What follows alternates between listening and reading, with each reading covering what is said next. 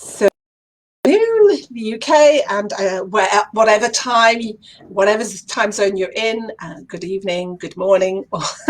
And I've got a lovely guest on today.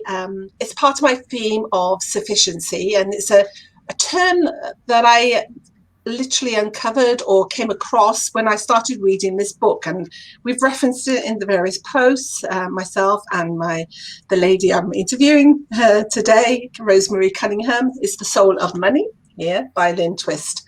So it can be a bit ambiguous as to what we're talking about in regards to sufficiency, but we're going to sort of take the perspective of money mindset. So Rosemary is a money mindset coach and mentor, and she's got her own personal story with regard to money and our place in society as women who have our own businesses. And so I really want her to sort of take the cue now. She and I only met maybe a couple of months ago, isn't it, on some training. And so, yeah, it was great privilege for me to actually, get her on board to talk about this, because I don't know her that well, but well enough to ask her. And she willingly sort of said, yes, she acceded, that she would very kindly sort of offer her wisdom and her knowledge and the many years that she's been coaching and training, particularly women. Is it mainly women you only women you help with money mindset? Yeah, it's nearly all women. Occasionally a woman will ask if I can work with her partner. One lady, it was her son. Yeah. And it was really interesting when I worked with somebody's partner. She asked his permission to buy him a session with me after she'd worked with me. And yeah, she was, Tom really needs to do this. And I do money archetype work. So I use these beautiful archetype cards. And I did it with him, and he came in sort of looking like this and gradually relaxed. And they went home. It took them 3 weeks to sit down together. So she'd got what she'd learned, he'd got his. When they put them together, they both had very similar archetypes. They both had a connector type. And connectors don't like managing money. They want someone else to do it. So you've got two people come together in a beautiful soul partnership, but she wanted him to manage the money and he wanted her to. So every time it came to discussion, and she said they're two empaths, they're two very highly sensitive people, they would always end up just so scared to talk about money because it would just really get confrontational. And they both found it so painful. So that's the joy of working with couples. I don't do my thing is women. I didn't really realise it was, but I think women we've got such a big role to play, haven't we? And we've come into this really quite quickly, I think, in human terms. When I was looking at how things had changed for women, I'm just turned 58, so this is all in my lifetime. Only in the 1970s, a woman couldn't take out a loan or a mortgage in her own name. She had to have a man's permission. And my American friends said if a woman had a credit card, it had to say Mrs. Desmond Oliver, had to be, or Mr. Desmond Oliver, had to have his name on it. So all these things that women are happening for women have come very, very, very fast. And we don't necessarily know that. We expect ourselves to be capable, to be able to do things, to be able to keep up to date, to earn money, to invest money, to prepare for our future, to save money. And we haven't really been, most of us haven't been taught to do any of this. And I know when I looked at it, I worked with a mentor once, and he got me to look at what I was seeing as a little girl, because all our beliefs, as I know you know, are formed when we're optimum age is about 3. So we've got this brain that's a dry sponge, absorbing everything we hear. So it might be something like, can I have an ice cream, Mummy? Well, have you been a good girl? I don't think you have. Do you deserve an ice cream? And this is the standard language, wasn't it, when we were growing up? Certainly wasn't in my house. But he got me to ask my little girl, so little me, who were the successful women in my life. And I kind of looked around in my visualization, and they were all mums. And maybe a couple of them, I knew that they were maybe doing a few hours of teaching. So no one had a career when I was growing up. So I didn't have any role models at all. I mean, it's an age thing also. And then my next question he got me to ask my little self was, what did I think what did she think about me running my own business? I've been in business for 27 years by this point. My little me was hiding behind a chair. She was so scared that I'd taken all this on my own shoulders. I was single, I'd got my own business, and I know it started when I had to leave my nursing job. It took me 7 years to go full time in my own business. And there was a point where I left nursing because I have eczema on my hands, and these, God bless them, have changed my path about 8 times to date. Every time it fits me to move on, my hands play up even more. And I know I was down to my last sort of 10 hours of nursing, so that was my regular income. The next step was to be fully self-employed. And it was at that point that my financial challenges really started, because I no longer felt safe. Yeah, I was doing the traditional thing. I was a nurse, I had a job, and then I was single, I was independent, and I had my own business, and it was just totally outside of my zone of any kind of comfort at all. And I think my little person inside me just panicked and had no idea what to do.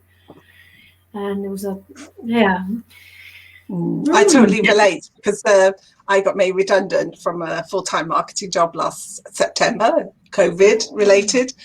And so it was a big move for me to start experimenting and create my own business. And it's still now, it's still on the cusp of, do I still go full at it, or there's still that temptation? Do I go back into corporate? But every time I look at it, and I'm thinking, I know, because obviously I'm work with energy, and I feel like my heart, everything caving in, sinking, and I think, no, energetically that's not the right response. It doesn't light me up anymore, this idea that and also because my background is working very much in male dominated management structures, and I've always had this issue with coming up against that power thing, that they are somehow felt like I was being controlled or not being able to sort of speak my truth, and and not being given budgets, and whereas others would. I've done some energy work on myself, but it's still, that is around, that is very much prevalent in the corporate world, that there is this distinction between the male and the female. I definitely sense it. But I think with the younger people, they are more sort of assertive, and as I say, this goes back to our own upbringing. We're not of that type, we were a lot older, where women had their place, and we had to really sort of fight to stand up. But anyway, I digress. We're moving slightly off theme at the moment, but so where do you see now, having coached a lot of women, what is the major hurdle or biggest problem that they have in terms of their relationship with money? I mean, is it because we haven't had the history, we haven't had that responsibility with money in the past, and it's just carried through, I don't know, what is your view on that? I think it's self-worth. Yeah, I think it's having that inner core that I'm enough. I am good enough. Just that, really. And I've actually been working with a mindset mentor myself for the last 14 weeks. I've invested in another course because I could sense there was something missing, and it was a lot of brain science, but it's helped me just come back to be very, very aware of what I'm thinking, my thoughts about myself, how I put myself down on an hour-to-hour basis.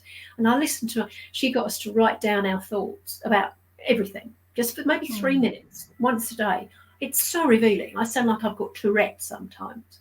The way I talk to myself, it's been so interesting. And I think it is that awareness of self.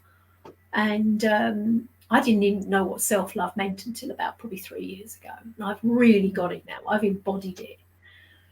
And it's been a step-by-step process. And I'm convinced that at the end of the day, that's what it comes back to. Us honouring ourselves. And the last money course I did, I called it Own Your Value, Charge Your Worth. And that's what people were getting. They were owning the value of the transformation they brought to their clients, whatever it was, in a much bigger sense. And we have this tendency to just dismiss something. Somebody says, oh, that was wonderful. Oh, that's great, thank you. when would you like to come again? And I think it's a modesty thing, and it's not just British, it's women worldwide. But we dismiss things and we don't sit with that and think, God, that was really good. I did really well there. And just coming back to us honouring ourselves first of all. Does that resonate, Esther? Yeah, most definitely. Because I've sometimes caught myself out and I'm thinking, good people then feed back to me and thinking, God, you know so much. And I'm thinking, do I? Am I that knowledgeable? And I forget then. And I don't give myself credit. We don't sort of tap ourselves on the back enough, do we? Or pat ourselves on the back for each and every sort of milestone in our life. And when I think back, I mean, you know, I ran a coffee shop between 2010 and 2015, changed career, training, all the things that I've done since, you know, in terms of therapy training, but really the whole life, you know. But we've always seen this, that it's never enough. That's why I come back to this theme of sufficiency. We always seem to feel that we've got to learn more, add more qualifications. You know, when is enough, you know? So when is it enough? Just to sort of say, I'm happy, I'm replete, I'm happy where I am now. You know, I have enough to make a difference, both in my own life and others. I think lockdown was quite good for me in that way, because I think we all kind of looked at our mortality a little bit, didn't we? And I got to the point where I thought, if I did go tomorrow, my only thing I wouldn't have done enough of would have been sharing. Yeah. You know, openly getting out of my own way and making videos and lives and writing blogs and having conversations and putting what I know out to more people, just not that holding back. And it's not everyone who does it, but a lot of the women, well, virtually everyone who comes to me to work with around money, it's always they're holding themselves back. They're holding themselves back about their value, the transformation they bring, which is reflected in their charging. Or if they are charging well for it, they're not owning it. They're being apologetic. Oh, it's £45. Is that all right? A lovely testimony from a lady who's a reflexologist, which is what I did for over 20 years. And she's owned her worth. She knows now that anyone she treats, it's going to benefit all these different parts of their life and the people around them. And she's got it. I mean, she hasn't put her fees up yet, but she will, because she's owned it. She's strong. She's grounded. She's got that powerful core that I'm good at this. I'm enough. And as we know, that will reflect on every part of your life, won't it? Your relationships, your business, your money. When we get in that sense of fullness and sufficiency, and the scarcity just goes, then that's when we become powerful. We're down in our base chakra. We're sort of coming from our womb space as women, rather than from our head. We talk differently. People hear us differently. We look different. That's when we really resonate and we emanate who we really are. So you've mentioned some sort of some things that you might do with your clients, and with yourself, in terms of how we get shifting this idea that what we have is not of great enough value, or that we, you know, and also appreciating ourselves more. So, you know, writing your thoughts down, you mentioned, is there something, you know, and how do we assess that? How do we take a step back from it, and do you know what I mean? And see it for what it is. It's a limitation, or it's you know, be kind to ourselves and not non-judgmental in the process. I think it is being objective. It's being really, really curious. Yeah. Wow, Rosemary, really? How could you think that? And that's judging. So it's, okay, you're judging again. That's really interesting. And becoming objective and noticing. And it all starts with us. It all starts with us. And also something else I started doing, I don't do it every day, but I did an audit last week. We did a money session in the mindset course I'm attending, and she got us to really go into the rest of our lives where the abundance is. Well, for me, it's a phenomenal amount of friends who would do anything for me. And I know I'm asthmatic. I was worried about getting ill last year when I wasn't got any more, but I was then. And somebody said, Rosemary, we'd look after you. And it was, yeah, you would, wouldn't you? And it was that so just acknowledging all the abundance that was already there, and opening your eyes and having a lens of abundance. So at the moment, I've got a fig tree in my garden that's probably got 100 figs on it. Wow. And the starlings are having a party every morning, and looking out the window, instead of going, you're eating all the figs, going, you're having a really good time, aren't you? Enjoy those ones at the top of the tree. And being, just noticing where that abundance already is in your life, in the world, in nature, around you. The fact that we're surrounded by beautiful houses and people are paying for building work, and just be really, wow, there's so much going on. There's a lot of money being spent around here. That's great. That's a really good sign. And I think from the old competition scarcity point of view, we were taught to look that if somebody else was doing something similar to you, Esther, they were the competition with a capital C. You have to look at you have to look at their pricing and their marketing and this and this. Well, the way I work with clients when I'm got my business coaching head on is you get so clear in your heart about who you're here to serve. And one of my mentors, Sarupa Shah, who's an abundance coach, she always says we have a soul contract with our clients. We've connected with them before we even came here. So I'm not competing with you for anyone. There's already people there just waiting to hear from you. They're waiting for their vibration and yours to kind of get into sync. And then they'll see you. Yeah. And the people who are down here, so maybe that's your mum and your sister and your granny who think, oh God, definitely. Just sometimes. When you're in your essence and your vibes high, they won't even see you. And if they do, they won't understand, and they'll just, Esther's put something out again. They won't even notice it. So you are only here to serve those people. And what your competitors rise energetically to meet you, yeah. And your competitors is not really anything to do with you. But we've been taught that there's this pie, isn't there? And Sainsbury's have got this amount, and Tesco's have got this amount. And there's only this tiny little bit left for the independent traders. And if Tesco's might get more, then yours gets less. And I don't think money works like that at all. I think the way money was done, when you look at it, people just started printing pieces of stuff, didn't they? And as the little question says, it could be toilet paper, it could be Kleenex, couldn't it? It could be greaseproof paper, but we've put a value on that.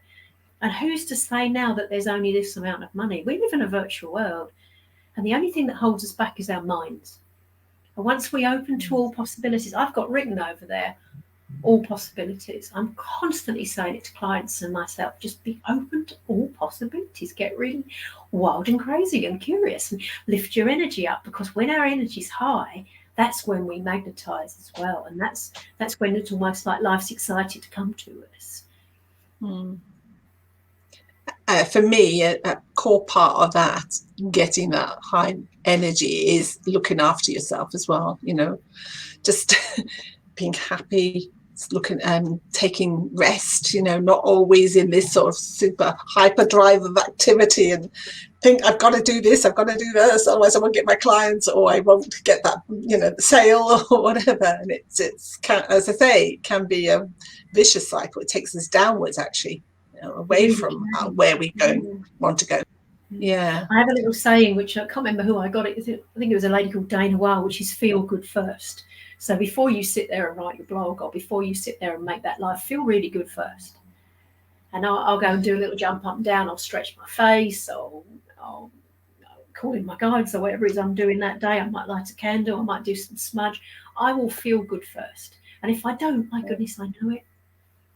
And as you said, that's that self-care. It might be going for the walk at the beginning of the day. It might be giving yourself a 15-minute nap after lunch because you're really tired. Those things are so important. And I know from years and years of doing this, when I pressurize myself, it's like trying to squeeze something out of a toothpaste tube, isn't it? Go on, there's more in there. Whereas when you come from a place of sufficiency and fun and, right, there's those people out there, isn't there? God, I haven't spoken to them too well. I wonder what they want today. Let's be really curious. What's going on? Oh, I did that thing last night. Maybe I'll share that with them. Yeah, they're your people. They're on your vibe. They're probably interested in what you're doing. It doesn't have to be difficult and complicated, does it? Or professional. I think we found this with LinkedIn, haven't we, as well? We met on LinkedIn Mastermind. Sometimes we're trying to be LinkedIn people. And having looked at what works on that platform, it's not that. It's the human side of things. It's being yourself, isn't it? Well, there's I've seen or witnessed a slight change, like a sea change on LinkedIn. It is suddenly moving to more the personal stories and sharing vulnerabilities, and not sort of having this sort of this glossy veneer, like this is how we do business. This is great. This is how we serve customers. And it's like, but there's a story now underneath that's bubbling to the surface, how it wasn't always like straightforward, and, how we got clear on things and the challenges that we faced. Yeah. So it's becoming more real, I would say. Yeah. And I picked up on a word that you mentioned actually earlier, was that the fun. We forget that, when we're on social media, especially, it's important to have fun when you start becoming more visible and sharing. And it's like, people it is an attractive energy, and it's important that we find that not being not being superstitious, but just being light-hearted, and people love that. Yeah, I think so. I think we're here to enjoy ourselves. Like our first thing we're here to do on the planet is to enjoy ourselves, enjoy being in this body.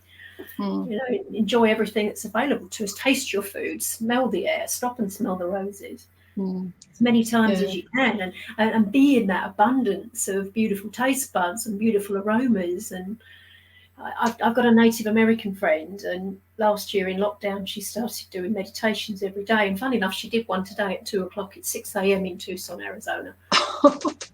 And look at how she does it. So she's committed to doing a 6 a.m. meditation, and she's always there, and she's always dressed. And today it was exactly what I wanted to hear. And in their tradition, they honour the air. They thank the air. They thank the air for always being there and filling our lungs and bringing us these beautiful aromas. And then they thank the water for nourishing our bodies. And, just the basic things like just. Can we do the same with? Can we do the same with actual money, the printed money, or the money and the digital money, even more so? Yeah, having that more harmonious relationship with it, not seeing it as some sort of evil thing that we just have to have because we have to pay the bills or whatever. Do you know what I mean? Definitely. Pay for the groceries. Yeah, when I work with people, we do a meditation where you actually step in and become money. You visualize money out in front of you, and you step in and you become it for maybe 10 minutes, and we ask you as money questions, and you just see what pops in from your higher consciousness. I did it with a group of women a few weeks ago. One of them got back to me. I was checking in afterwards. She said, that money meditation. She said, I got an answer from money. And she went all goose pimply, and it was another lady said, I don't want to come out of it. She said, it's like a warm blanket. So when you sort of get out of your head and into your heart about these things, and out of that place of scarcity, that's when miracles start to happen, when magic starts to happen around money. And something else I do with my clients, and I've done this myself, with my history with money is extremely checkered. I've had a lot of money and then I've let it all go. I've invested and lost a fair amount of money, all these kind of things. So I could get really angry with me, the first person I have to forgive, and I could also get really angry with money. And so I've written letters to both, and then you screw them up, you get it all out and you burn them. And it's such an amazing exercise. And then thanking money for what it's done for you. At the end of that money meditation, we stop and we just say, thank you, money, for everything you've shown me about myself. Thank you for always being there when I've needed you. Though I know it hasn't always felt like that. I know it was me getting in my own way, having conversations with it.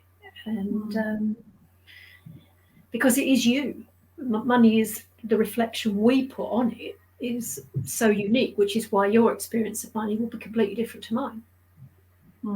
It's all about us and the projection we put on it, and all that child's brain, all those things we've heard about money doesn't grow on trees, and rich people won't enter the kingdom of heaven, and all those things that we've all heard, they're all still sitting in our mind, and that's our filter system now.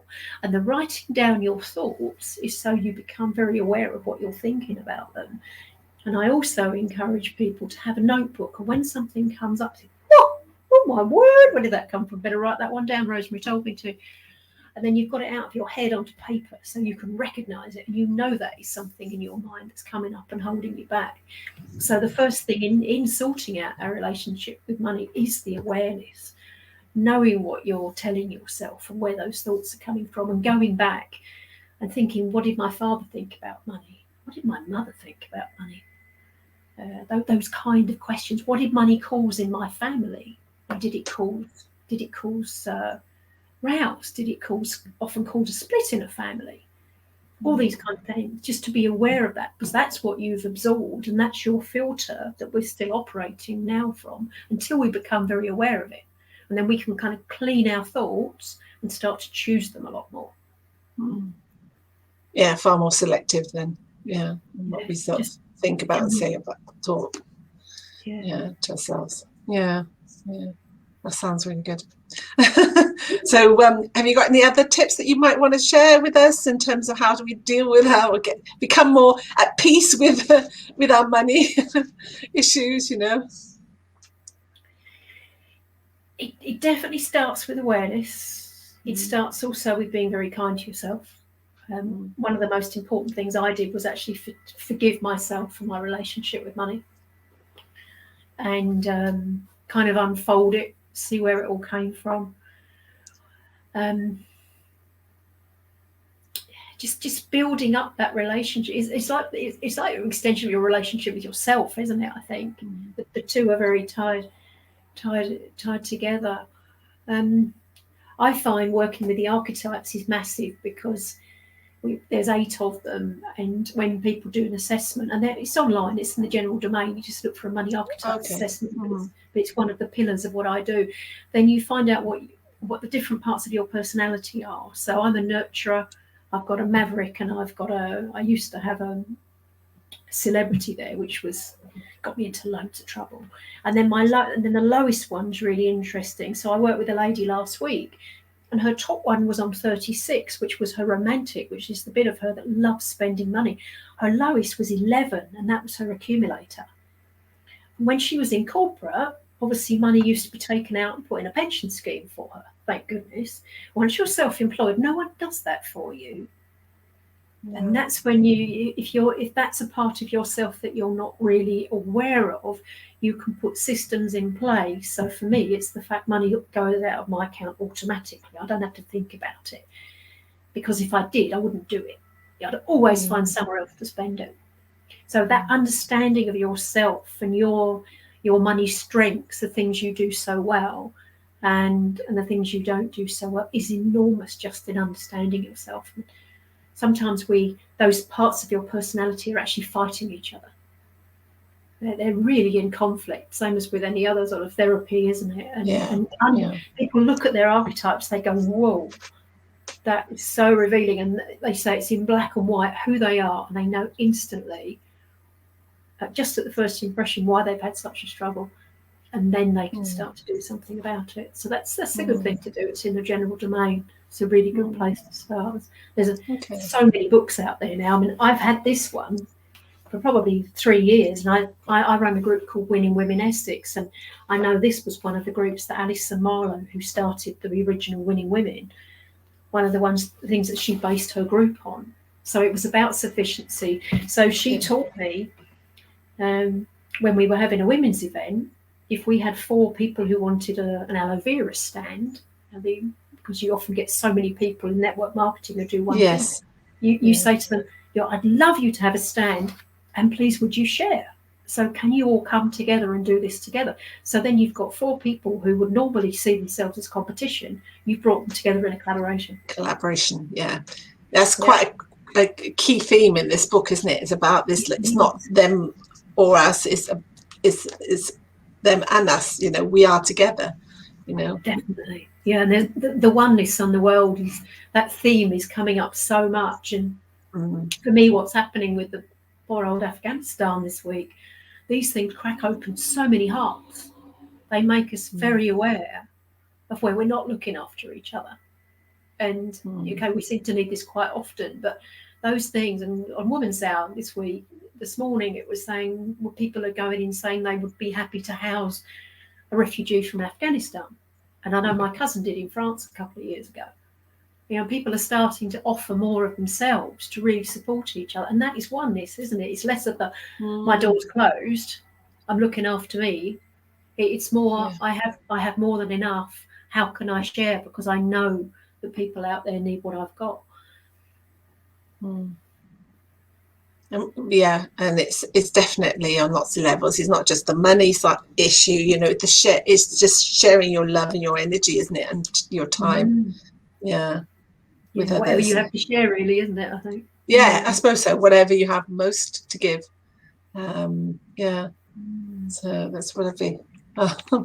Well, how can people connect with you further? Just let us know.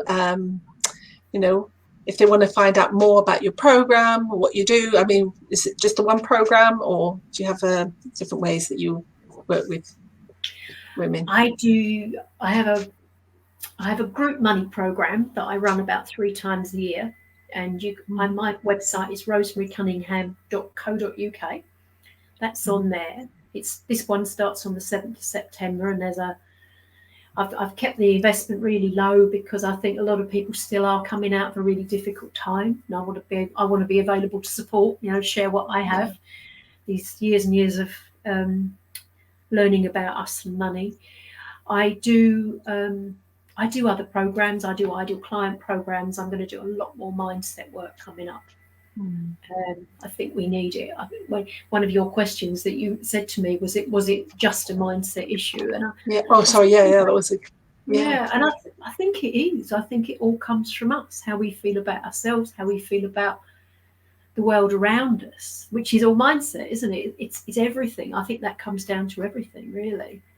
So I want to help people have a lot more understanding, because I think we can hold ourselves back and we don't know why, and then it's the frustration, isn't it? Well, why isn't this working for me? And we just don't know.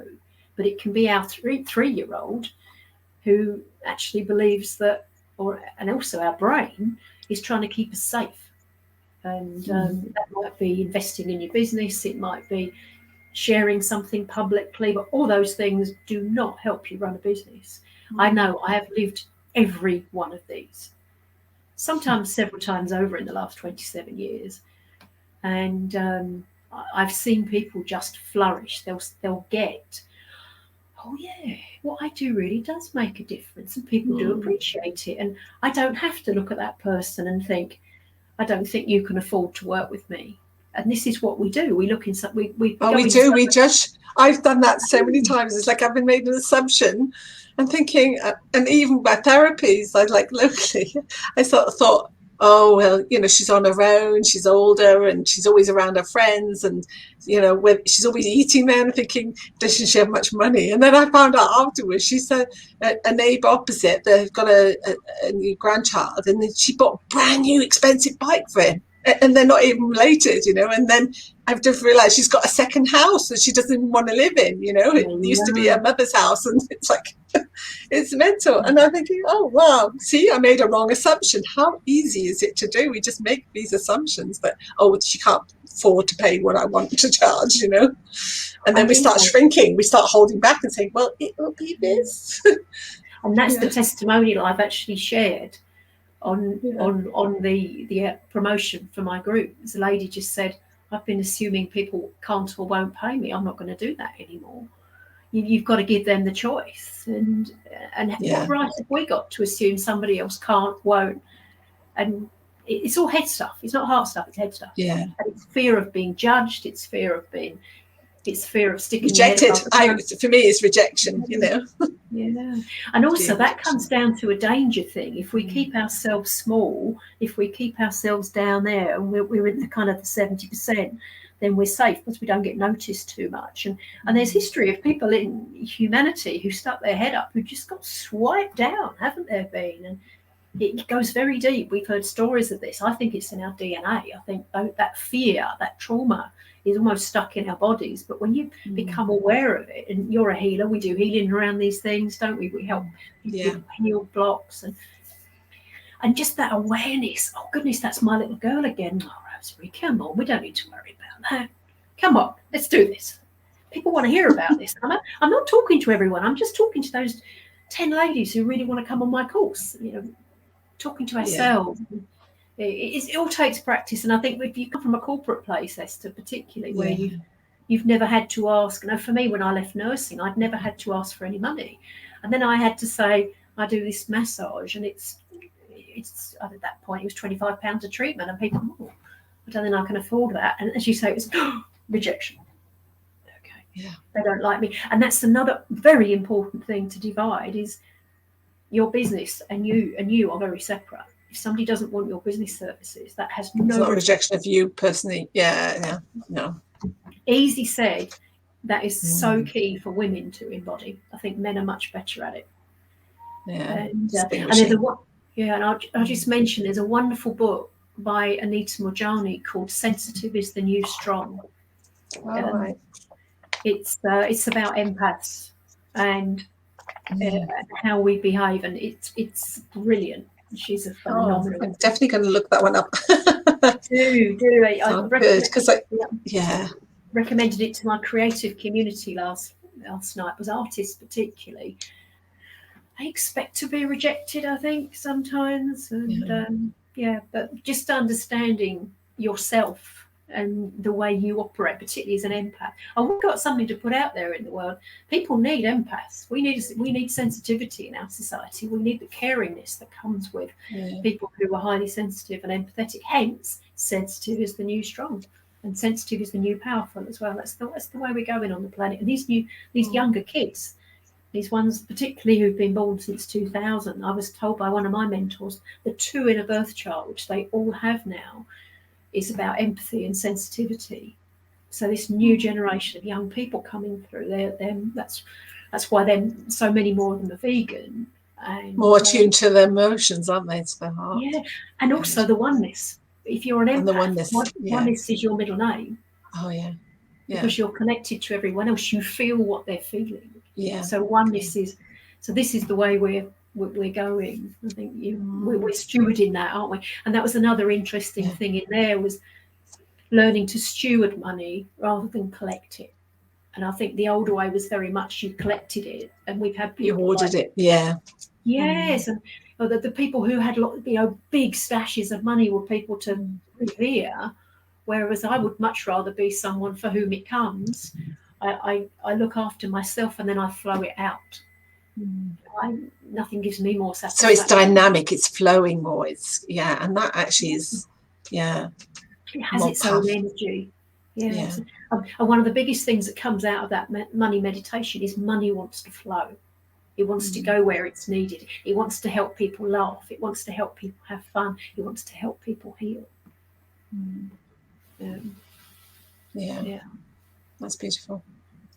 So it's already now it's changing my thoughts, the brainwaves in my head, it's like thinking differently about money, how it can be such a treasure and an asset that we can use and deploy, to bring more care and empathy to the world. And when I was working with Denise, my native friend, she did my money course, and she started blessing every bit of money she had, and she likes cash. It's and for her as a Native American, she said money in their society has been associated with all the things that happened in the States: abuse, exploitation, theft. That's what they've associated money with. And for her, it was about making peace with it. For all this cultural, just that unrest and fear, and she was really scared of making money because she felt she'd be judged by her own people. But one of her things was to take her money and bless it and say, right, go on, money, go and have some fun, make someone else happy. Off you go, and multiply yourself at least 10 times over, and set that intention. And that is a wonderful thing to do, because that's when we start looking at money as a friend and making peace with it, because we know it's here to do good and it wants to do good. Brilliant. And we change the world one thought at a time, don't we, I think? Yeah. Yes, so true. Yeah. So we have somebody shared here. I found out many years ago when I was a hairstylist, I didn't charge much, but some of my clients would pay more. So, yes, we don't always ask enough. No, and that's the other thing. It's like anything else, but it's asking thing that came up with Denise this morning was actually asking for help. As women particularly, we are not the best at asking for help, are we? No. And I know with the people who work with me, I had 2 lovely therapists in the same practice. They'd started a centre together last year, and they both went off after our second call and put their fees up. And they said every one of their clients came back, said, yes, that's fine. I was wondering when you were going to anyway. You're worth every penny. No problem at all putting their fees up. And they've been holding back from putting their fees up because of COVID. Yeah. And I think there's been a lot of that fear of being judged making money out of a crisis in the last year, wasn't there, as well? And I know it penetrated my thoughts, and I had a lot of conversations about it. We so in the therapy centre that I run, I mean, there was a reluctance to sort of raise the prices, although really we should have, because we spent so much on PPE, you know. But we absorbed that cost ourselves. So, but then, maybe that's something that's part of my limiting mindset. I think so. And often your clients have been so long waiting for you to come back to work, and they haven't been spending while you haven't been there. All theirs were just happy to, and it wasn't massive. It might have been £5 a treatment for a massage or something, but their clients were just I'm in, no problem at all. But we have to ask. So I think we have to conclude this now, because I know you've got another call soon. So somebody's just put, somebody's asked the question: why do we not value our skills? I mean, that all comes down to this sort of valuing ourselves, you know, and self-worth issues, and again comes from childhood, isn't it? Often. I think so. I think we've been taught to be very modest, haven't we? Or not everyone has, but even one of my mentors is a woman called Dee Wallace. She's the actor who played the mother in E.T. back in the day, and she was kind of recruited to do E.T., which went massive. But all her stuff came up about being a little girl, and her situation was, she said she'd done her first ballet solo. And she was in the car with her mum and her auntie in the front, and she said, Mummy, did you see me? Didn't I do well? And her auntie turned round to her and said, don't you ever say that. It's never for you to say you've done well. It's for somebody else to say, and then you say, oh, it was nothing. And that's what held her back for a long time. And I can sense those kind of things. I had a very, very, very modest mum who, but it's exploring it, I think. And then just a tip for valuing your own skills, look at what you do for people. So, for instance, say you're a hairdresser and you don't just cut someone's hair. When they leave you, they're tall, they can look the world in the face again. They can go for an interview. They can go on a date. They just feel amazing. And then they go home and they're happy, and that has a ripple effect on their husband and their kids. And look at that big ripple of what you do. So it's not just that thing. Instant, result. So, it's the wider impact, Absolutely. Brilliant. So, for instance, with my money coaching, I see people massively increase their fees, and then over the life of their business, that will carry on. But at the same time, their self-esteem goes high, they're taller, their shoulders drop, they're less stressed, so their health improves, they've got more lung expansion, they look beautiful because they're smiley. So they're more magnetic to clients, all that stuff. So think of a big transformation. And if anyone wants to get in touch with me and have a chat about it, there's a thing on my website for a discovery call, or just message me and we'll have a chat. Always happy to help. That's what we're here for. Thank you so much, Rosemary. It's been a real pleasure, and wonderfully interesting, I must say. And hopefully we had one or two like popping on live, and hopefully on the replay people will pick it up and want to connect and find out more. All right, thank you very much. Thank you for listening in and watching. Thank you. It's been great having you. Bye then.